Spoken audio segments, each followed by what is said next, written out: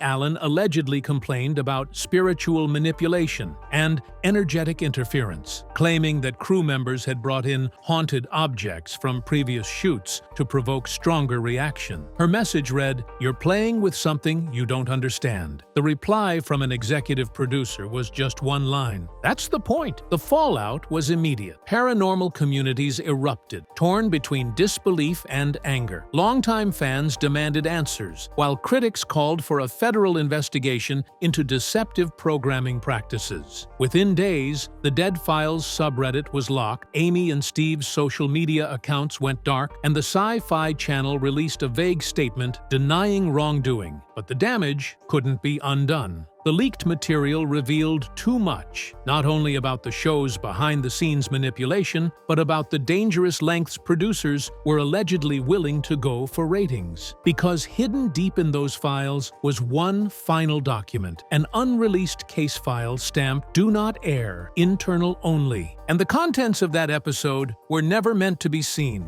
Buried deep within the leaked archive was a folder labeled DF_S13_Ep9_internal. Inside were fragments of footage, handwritten notes, and an unfinished episode outline titled The Hollow One. The metadata confirmed what insiders feared. This was a Dead Files episode that had been filmed but never aired. The official reason listed was content inconsistency, but what researchers found inside told a darker story. The first few minutes were typical for the show. Steve conducting interviews in a small Kentucky town, homeowners claiming to see a shadow-like entity in their basement. But as the footage continued, the tone shifted. Amy appeared visibly shaken, not her usual composed self, but pale, unsteady, and whispering to herself between takes. At one point, she stopped mid-sentence and asked, "Who brought this thing here?" A crew member off-camera responded nervously, "It was part of the prop set." Later footage, time-stamped 2:14 a.m., showed something unprecedented in the show's history: the entire crew evacuating the location. The camera jostled violently, capturing Amy screaming for the lights to be turned off. A distorted voice, low and mechanical, could be faintly heard through her mic, saying what sounded like, "It's not leaving." The feed then cut to static. Production notes included in the same folder paint an even more chilling picture. A field producer wrote, "Amy refused to go back inside, claimed something attached to the boom operator." Steve wanted to call paramedics, but upper production said to hold off for PR reasons. Another entry read simply, "Client has not returned calls. Property under review." The episode was pulled from the schedule immediately. According to a follow-up email chain, the footage was sequestered for review due to potential liability issue. No such review ever took place. Instead, the Hollow One was buried, both literally and digitally, in the network's internal servers, locked behind restricted clearance. But in the leaked folder, that lock had finally been broken. A few brave investigators pieced together the surviving footage, releasing short clips online. The video was grainy, distorted,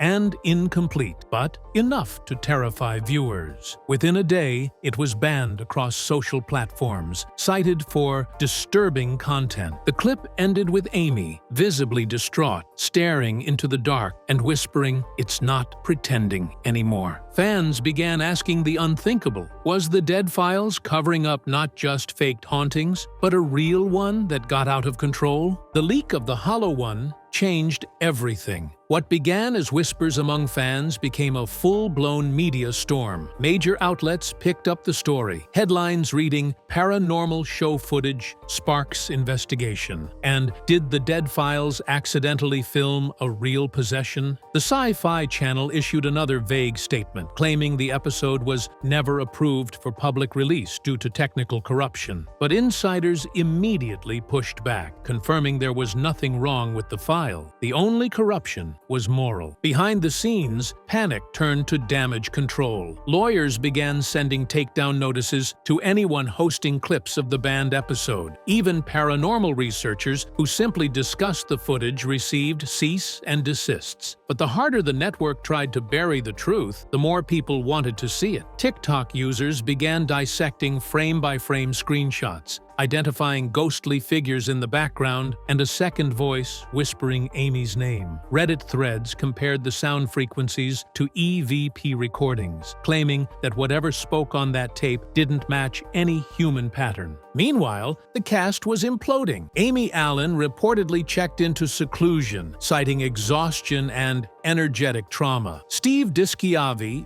vanished from public appearances, deleting years of social media posts. Crew members leaked anonymous statements describing blackouts on set, equipment malfunctions, and one cameraman quitting after something breathed down his neck. Another admitted, "We were told never to talk about that night." They said it wasn't supposed to happen. For viewers, the incident blurred the line between performance and something genuinely supernatural. Was The Dead Files simply another overproduced ghost show? Or had its obsession with death finally invited something through? As investigations mounted, a former production assistant stepped forward with what she called the final straw. Internal documents suggesting that the network had conducted follow-up shoots at the same Kentucky property, quietly filming without Amy or Steve's knowledge. According to her, the footage was confiscated and sealed away in a separate vault labeled DF Black Archive. Its contents remain unseen, and for the first time since the show began, The Dead Files was officially placed on indefinite suspension. The truth, it seemed, had finally caught up, and whatever was haunting the cast wasn't finished yet.